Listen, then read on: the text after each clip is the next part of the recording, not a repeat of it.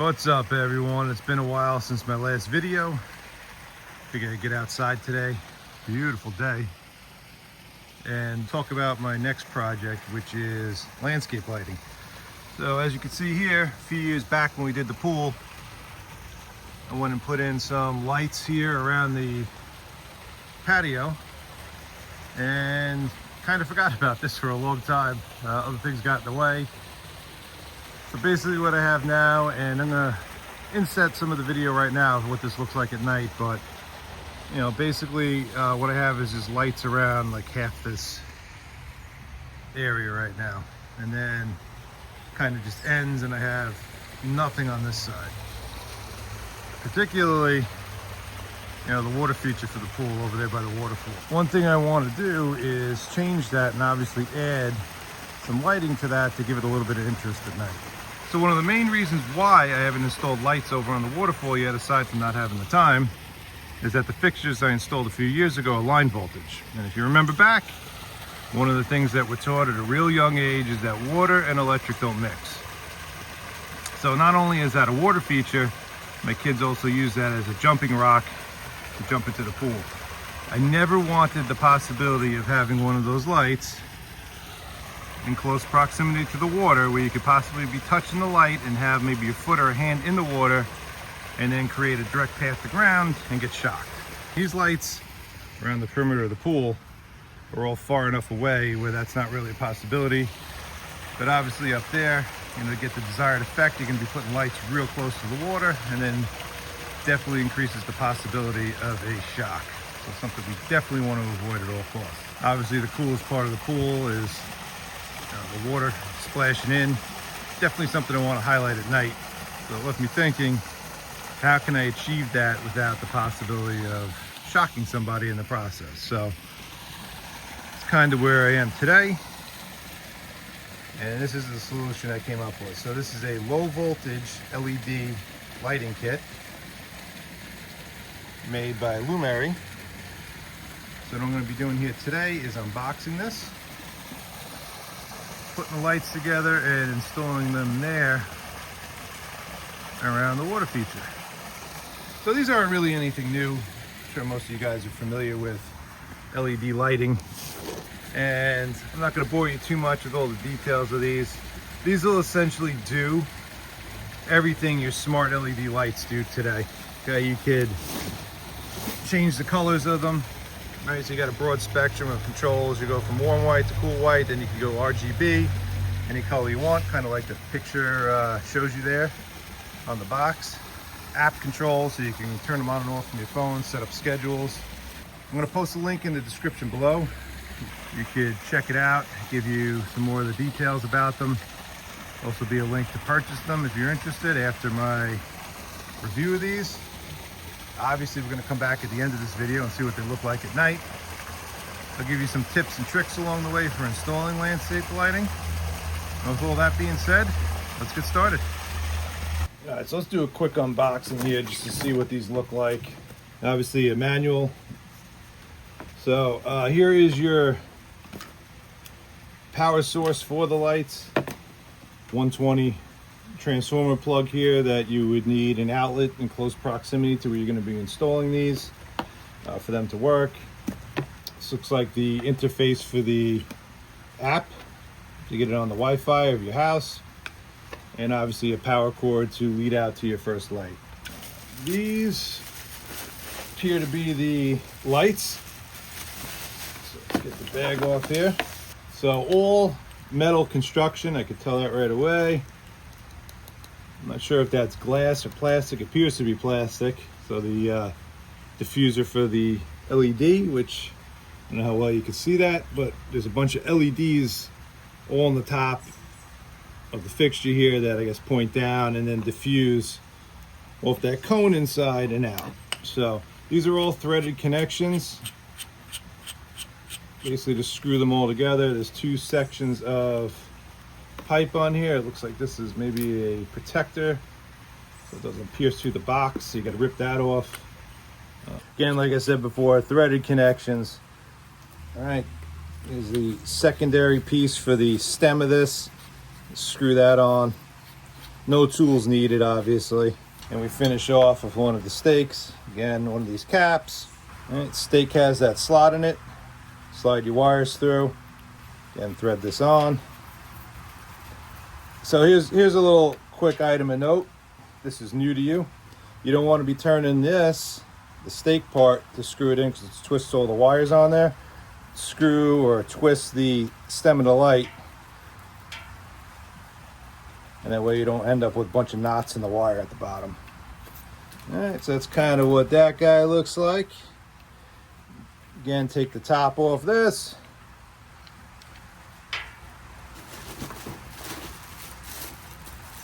Take one of your domes or lids and screw the cap on. And there is your finished light. Pretty nice looking. All right, one final thing I wanted to point out is how you connect all these together. So that each light has a line in and a line out, so you have a female and a male plug on each light, aside from the last one. The last one only obviously has an input. And the way you connect them all together, put both these together, you can see in here you got 3 prongs and then you got 3 slots on the other side. Kind of line those up, push them in, and then there's a threaded nut here. You kind of screw these guys together, and that gives you a waterproof connection. Pretty good. So real easy. Obviously repeat that process with the other 3 lights. So your last one again only has 1 feed in, and then your first one obviously has your feed in from the transformers. One other thing I wanted to mention, the lights do come with a remote to control the functions, so turn them on and off, change the colors. Looks like you can dim them, make them brighter. There's modes, we'll get into that later. And I guess just another option in case you don't have your phone nearby with the app to control it through that. All right, so before we get over to installing these permanently, I did want to set them up quick over here on the lawn so you get a general idea of how far you could space these things with the wire that's included. So set a tape measure up over here, get a better idea. So between the lights, you have roughly 10.5 feet. And that's basically stretching the wire out between the two completely with no extra slack. I did measure down here, so this would be your first light on the run. Down to the transformer, and the length from the plug here to the first light is about 17 feet. So you got basically 17 feet to play with from wherever your outlet is to where you want your first light to be.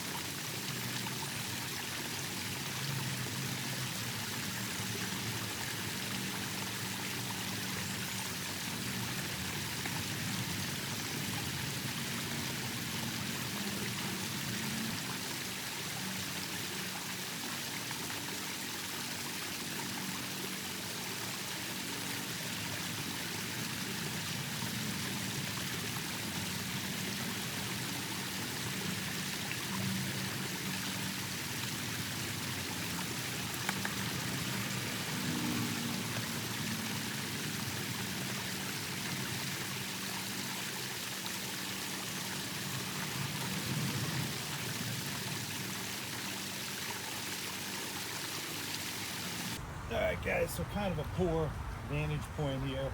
There isn't really a good spot to put the camera and show you what I'm doing. I guess the best part about that is there really isn't much to show with this. The install itself is really easy.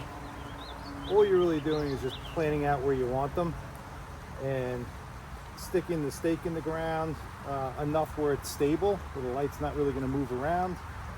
And then it's a matter of just routing your cable, your wire between each fixture and hiding it. Now, with all that being said, I've been doing this for a while. Done a couple installs over the years for myself, not professionally, obviously. The best piece of advice I can give here is when putting these things in is, especially if you're not doing it like I showed earlier, like in a straight line along a path, you kind of know where you're going to be putting the lights. They all got to be symmetrical and in line. If you're doing a randomized pattern like this in your landscape, trying to give ambient lighting and not like task lighting for like a path to see where you're walking, my suggestion is do not install these permanently right now, especially if you're doing this during the day. Leave the wires all exposed and then turn this thing on at night and see the type of light that you're getting out of these things where you have them positioned. I know right now the primary thing that I want to do up here is light up the spillway for the water. So I kind of put that one there right now. I put another one back here to try to cast light on the back side. And then this one I'm hoping to throw some light on the front. Now the problem I have here is I'd really like to get this one closer, but when they cemented all these things together, there's like concrete going down under the dirt where all this stuff is planted, and I can't get the stake in. If I find that I got to move this thing a little bit closer later on when I turn these things on at night, what I can do is I can get in there with a chisel and bust out like a little section to put the stake in and maybe move that a little bit closer to this rock here. I guess the general idea what you're looking for when you're putting these in, and again, putting them in a landscape like this, is to randomize the pattern. You really don't want them in a straight line. You know, kind of staggering them out like this is a good thing. You can see I put 3 up here on top of the mound, and then the 4th one, I kind of put it down here, you know, away from these other 3. You really don't want them grouped too close together, and honestly right now, I think these up here might be even a little too close, but we'll see later how it looks. That's the flexibility you have without burying the cord right now.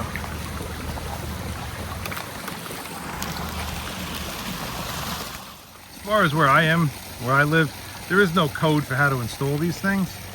You know, when you install line voltage lighting like that, that wire that goes in between them has a code minimum that has to be buried in the ground, so there's no possibility of hitting it with a shovel or something like that when you're digging.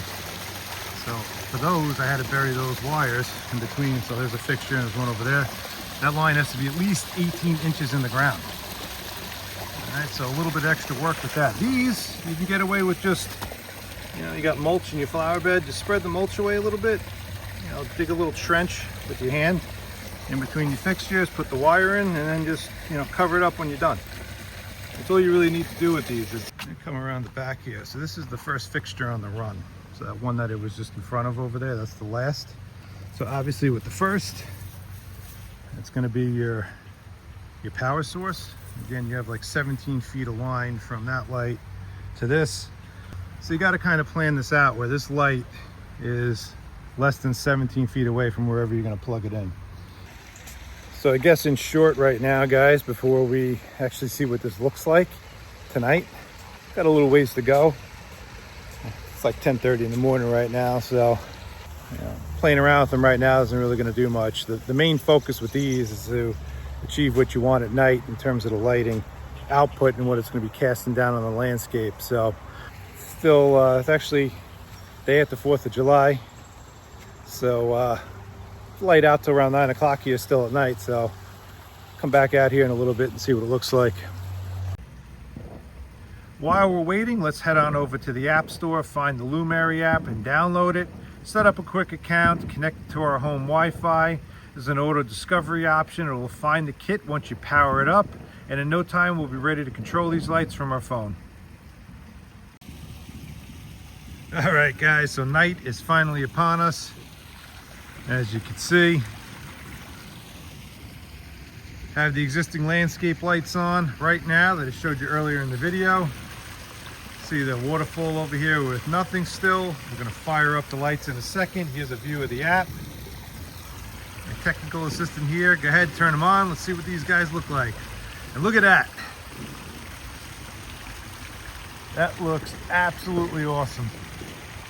So obviously a bunch of different settings with these lights. This is the white mode, so it's going to give you broad range of your white tones from like 300K up to 5000K.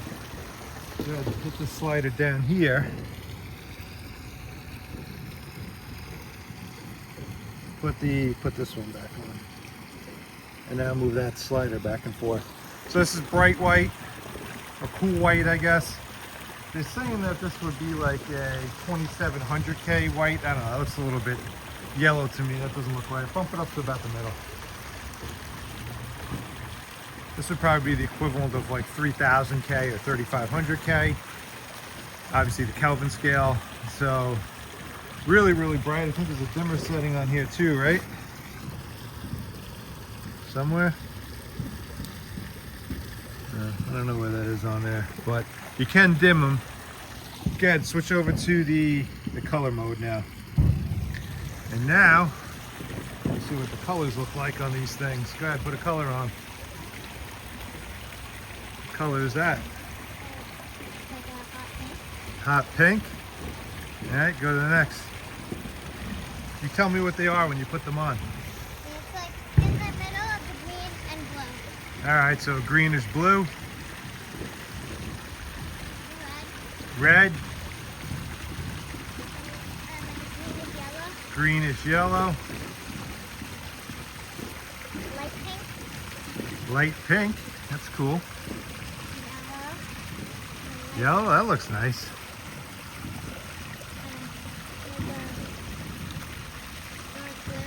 Dark blue. All right, cool. So let's go over to those scenes now that you could select those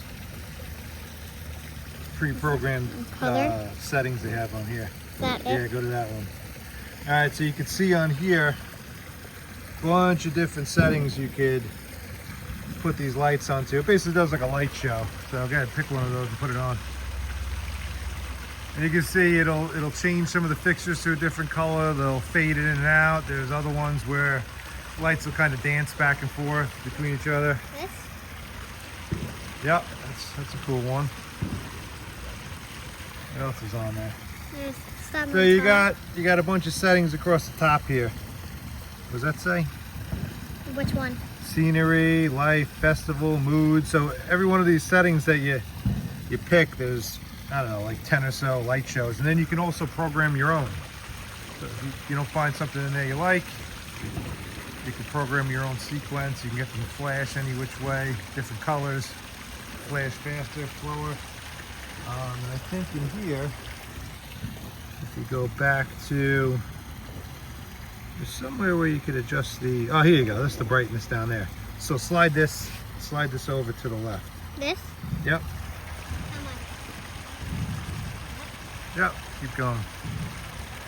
Go the way, keep going. Yeah, so you could dim these things down pretty far, depending on the effect that you wanted. That's what the lowest? No, this is the lowest. Yeah, so that's like 2%. So the camera's obviously trying to adjust the exposure, but these are really, really dim right now. You can barely see them on, you know, with your eyes without looking through the camera. So go ahead, bump them back up to full. So I think we'll finish up over here. Give you guys a close-up of these things. It's a real cool effect that they give you at night, shining onto the plants. Shadows they give you. Look behind there on the rock. That looks really cool. Obviously that one up there. Look at all the leaves on plants and the flowers kind of shine and shimmer at night. And obviously this one up here, which I tried to get really close to the waterfall, so it lights up the water spilling over the rocks. I think I'm happy with the way I kind of space these things out. I think if I was going to do anything different, I might move this one just a little bit closer so it'll light up the front here a little bit more too. So overall impression, would I buy these? Yes, I would. I recommend them. Again, we'll come back in about a year. We'll review these things again. We'll see if that actually holds true. Anyway, guys, again, I'll be putting a link in the description box below. You can click that, find out some more information about these lights. You can also purchase them in that link. Any questions, post them in the comments down below. Thanks for watching, and I'll see you on the next one.